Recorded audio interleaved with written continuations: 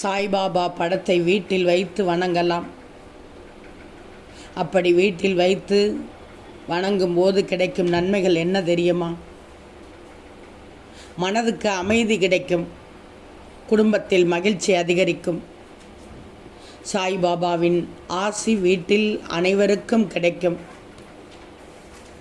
அவரது அருளை பெறுவதற்கான ஒரு வழியாக இருக்கும்.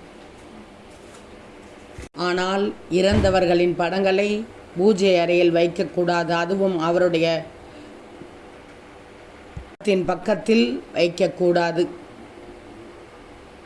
சாய்பாபாவின் சிறப்புகள் என்ன தெரியுமா? சாய்பாபா விரதங்கள், உபவாசங்கள், யாத்திரைகள் போன்றவற்றை தேவையில்லை என்று கூறுகிறார்.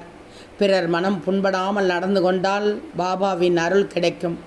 பிற உயிர்களிடத்தில் அக்கறையும் அன்பும் கொண்ட பாபாவின் படத்தை வீட்டில் வைத்து கொண்டால் மனதிற்கு அமைதியும் குடும்பத்தில் மகிழ்ச்சியும் அதிகரிக்கும். இந்த சாய்பாபா படம் இருக்கும் வீட்டில் சாய்பாபாவின் ஆசி பூரணமாக இருக்கும் என்பதில் எந்த ஐயமும் இல்லை.